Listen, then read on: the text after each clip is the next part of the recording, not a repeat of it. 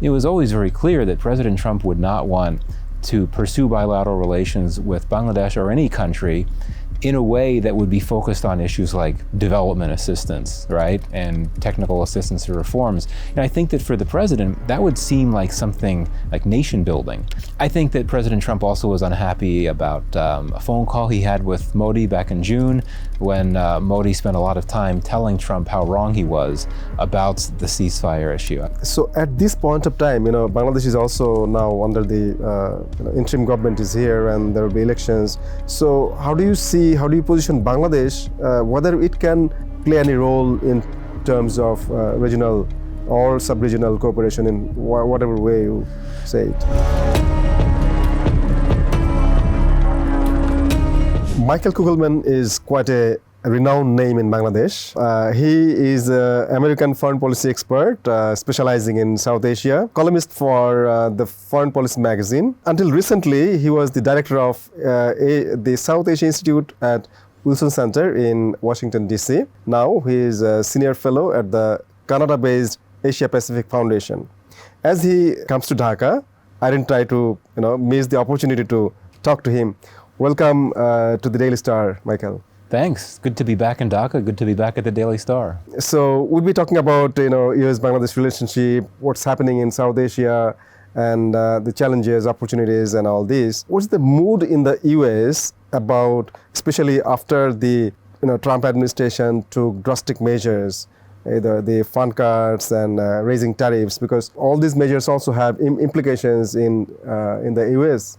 Yeah, I mean, it's a controversial policy, much like so many of President Trump's policies. And for the president and his administration, the focus is on how it's unfair that other countries have high tariffs, and that impacts U.S. interests, U.S. economic interests, and that the administration's view is that U.S. economic interests are better served if reciprocal tariffs are imposed to try to incentivize countries that trade with the U.S. to reduce their own tariffs. But there is concerns that the U.S. could see more economic stress, including inflation, if you have these tariffs, because it could produce certain effects that are not ideal for U.S. Economic conditions. So the impacts like inflation, are those already happening in USA? I think that we could see these things just anecdotally. I'm not an economist, so I'm speaking anecdotally here. Food prices. If you go to the grocery store, you'll see, or one will see, that food prices have gone up in recent weeks. But I think it's too early to tell what the longer-term implications that this policy could be for the U.S. And of course, we also don't know how long this tariff policy will continue, right? Because President Trump is very unpredictable. I mean, he could change course. I don't think that's likely anytime soon, but we can't rule out that outcome too. Okay, so coming to Bangladesh, we know that before the July uprising in Bangladesh, the U.S.-Bangladesh had a lot of tension. There were pressures on Bangladesh for elections, democracy. There were sanctions and visa policy on Bangladesh. What's the trajectory now, after the uprising? Because that was also the time when Trump, came to the power. Mm-hmm. Yeah, I mean, the trajectory of the relationship has changed dramatically, though this was to be expected. If you look at how the relationship was left when the Biden administration finished up, as you'll recall, the U.S. was focusing on issues like development cooperation, pledging technical assistance for reforms. This is, of course, after Husseini's fall. Yeah, we're talking about the first few months after the interim government took office, which is coinciding with the end of the Biden administration. Mm-hmm. So you had a high-powered U.S. Officials trip here, where you had senior officials pledge all this assistance. The USAID announced a new aid package. You go back to the fall of 2024. Very end of the administration. But then Trump came back, and it was always very clear that President Trump would not want to pursue bilateral relations with Bangladesh or any country in a way that would be focused on issues like development assistance, right, and technical assistance or reforms. And I think that for the president, that would seem like something like nation building, which he is very much opposed to. Mm-hmm. So what we've seen, there hasn't been that much happening with U.S.-Bangladesh relations, but there was a call, as you'll recall, between the U.S. Secretary of State and the Bangladesh's foreign advisor. They had a phone call. And they discussed issues like trade and cooperation in the Indo-Pacific. So I think that we're going to see a different type of relationship. It's going to revolve around commercial issues like trade, which will face some challenges given Bangladesh's reciprocal tariff that it's been hit by, as well as the issue of how the two might be able to cooperate in the context of the Indo-Pacific, but we don't yet know what the Trump administration is going to do in regards to its position on the Indo-Pacific policy. Like the issues of democracy and human rights, would these be the priorities now, or it's not clear yet? Priorities for the U.S.? For the U.S., yes. No, I mean, what I like to say is that, the Biden administration had this values-based foreign policy, which is very unusual for a U.S. government to have. There was this strong emphasis on values like democracy and human rights, promoting those principles and values in foreign policy. U.S. governments have interest-based foreign policies. Most countries have interest-based foreign policies, right? Interests dictate international relations. And yet, with President Trump, he's taking that in a very strong direction, to the point that he and his administration really would not have any interest in looking at internal issues in other countries, including rights and democracy. So, elections are scheduled to happen here in February. You're not going to hear anything from the Trump administration about, pushing the interim government to make sure the elections happen, to make sure they're free and fair. You're not going to get that type of push from the administration. And I think that actually is beneficial for U.S.-Bangladesh relations. My sense is that elections will happen. Hopefully they'll be free and fair, but it's not the type of thing that's going to become a flashpoint for U.S.-Bangladesh relations, as was the case, in the previous administration with the previous regime here in the previous election. It's also very interesting that Trump and Indian Prime Minister Modi had a sort of private friendship, that we saw in the past. But now, Trump is imposing 50% tariff on India, and how that has changed so much so. I think one thing we might overestimate just how close this personal relationship was between Trump and Modi. Yes, they share a number of things in common. They have similar policy views, but they actually are very different people in terms of personalities, backgrounds, and all of that. And, for instance, President Trump doesn't really have much respect for the idea of multipolarity. And that's a huge priority for Indian foreign policy, which is why India supports its membership in the BRICS. And as you know, President Trump has targeted the BRICS. He doesn't like it. He thinks it's counter to the U.S., even though what BRICS is about is multipolarity. It's meant to be a separate source of power, multilateralism, counter to what the U.S. does. So there's that. But also, this is a Trump administration that is very intent on doing whatever is necessary to pursue its economic interests, and that entails applying a lot of pressure on close partners to change their policies so that they better serve U.S. economic interests, and that includes the tariffs issue. Also, and this is really the biggest part of it, I think, President Trump feels aggrieved by the Indian government. And this has gotten more coverage lately in the U.S. press. President Trump he's unhappy that India did not let him take credit for playing a role in the India-Pakistan ceasefire. Okay. He wants to be seen as the ultimate deal maker and peace broker. Pakistan nominated him for a Nobel Peace Prize. India has said, no, you had no role in the ceasefire. I think that President Trump also was unhappy about a phone call he had with Modi back in June, when Modi spent a lot of time telling Trump how wrong he was about the ceasefire issue. I don't think he cared for that. Okay. And then also, I think that Trump expects countries that he's negotiating with to make concessions. So India made some concessions to the U.S. early on in their trade talks, but then the government put its foot down and said that it was not going to make all of the concessions, including opening up the agriculture sector for more U.S. market access. That prevented a trade deal between the U.S. and India, and I think that upset President Trump as well. Okay, but now that Prime Minister Modi and Xi Jinping are in a better sort of term, and Modi just today met Xi Jinping, right, and trying to warm up the relationship. And how is that going to impact the U.S.? Yeah, it depends on a number of factors. First of all, I think there's been a tendency in a lot of commentary, particularly in the U.S., to depict this meeting between Modi and Xi and this wider easing of tensions between India and China as a consequence of Trump and the crisis in U.S.-India relations and the U.S. tariffs on India. But actually, India and China have been looking to patch up ties for about a year now. Okay. You go back to last October, before Trump was even reelected, there was a border deal between India and China, and they agreed way back then to start resuming direct air flights. That decision was only implemented recently, or will be, Okay. but they pledged to do it earlier. Okay. And Modi back in March said that the border has been normalized.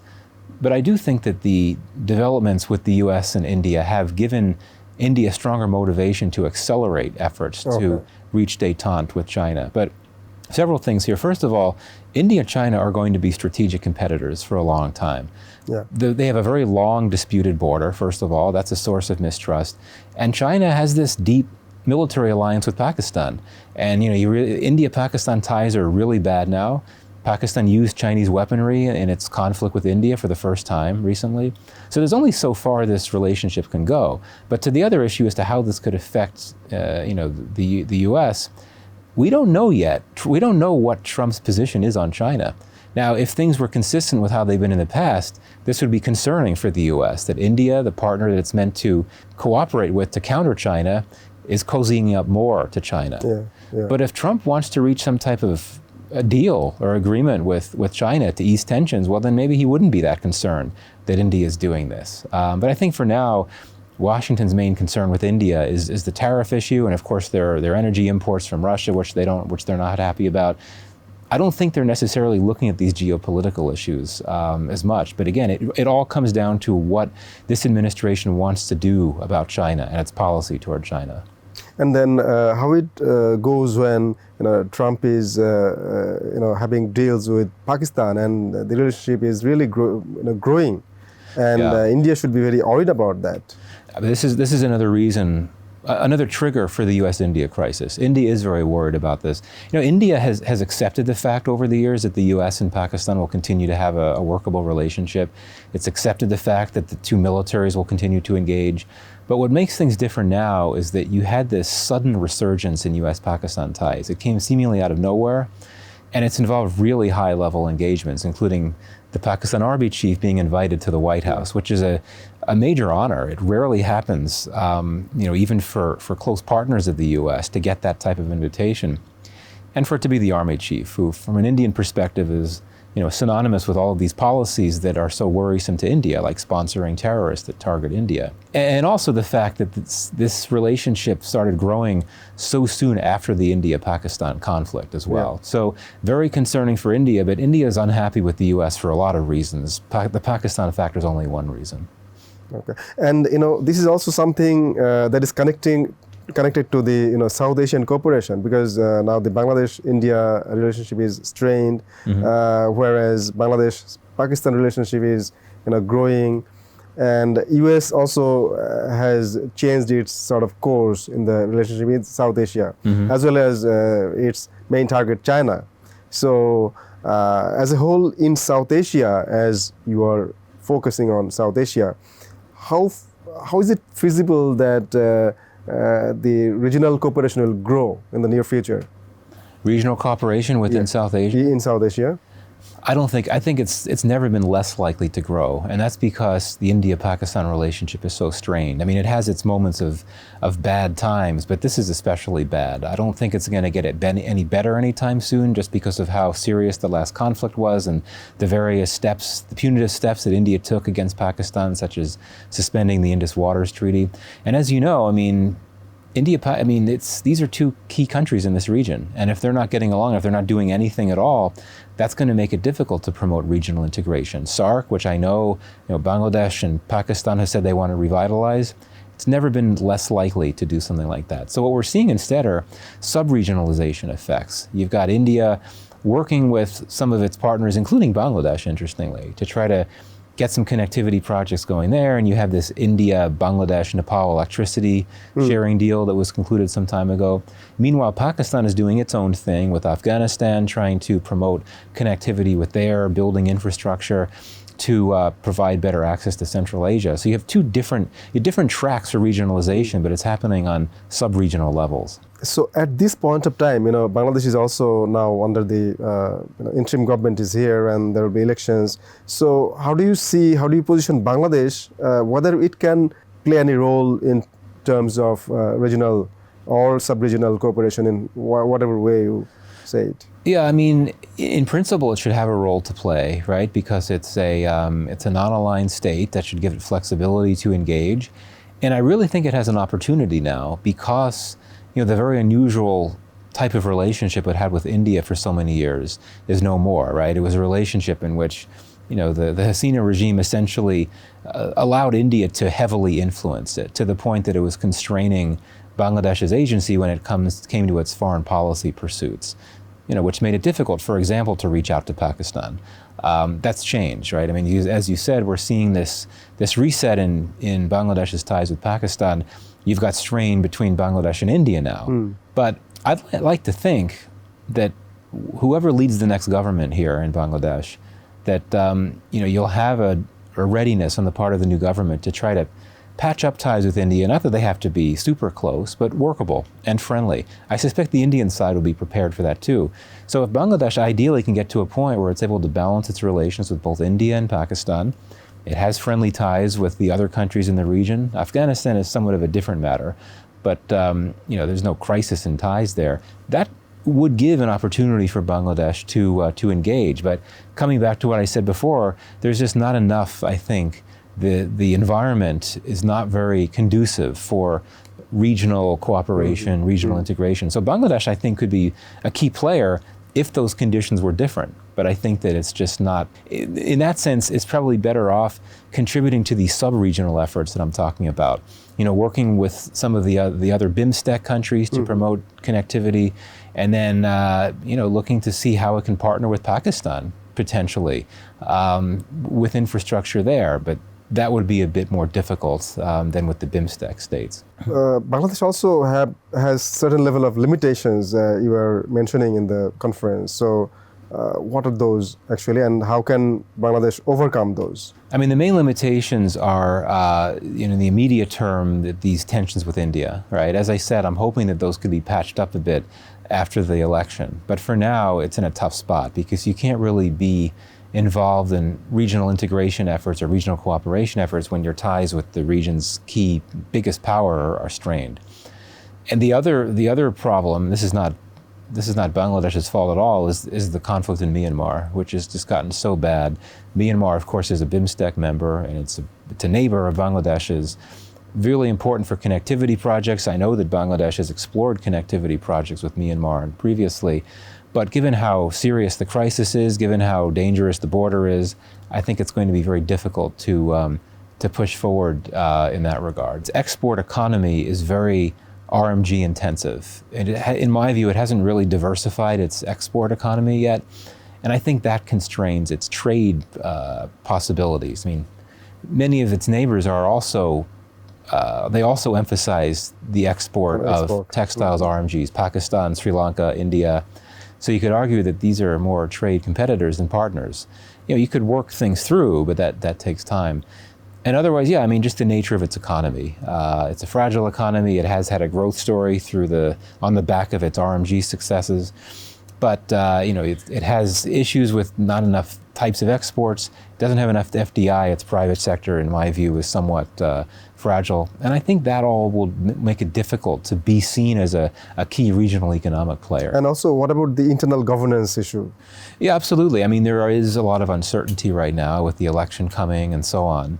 I think in principle, you have a relatively stable state of affairs now. So, I think that shouldn't be a constraint on regional cooperation and regional integration. But I think there's just this degree of uncertainty, one not knowing what's going to happen. And I think that there will be more clarity and less uncertainty after the election. And I think that could strengthen political stability as well. But I think that the other issues I mentioned are a bigger constraint on Bangladesh playing a role in regional cooperation compared to the internal issues. So there are a lot of geopolitical competition in different parts of the world, and superpowers are competing each other. There are wars, there are efforts to stop those, but still we don't see much hope at the end of the tunnel.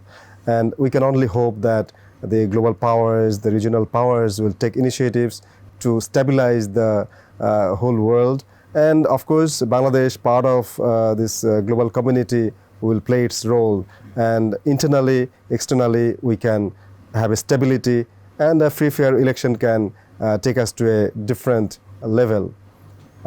Michael, thank you very much for your insights. Thank you very much.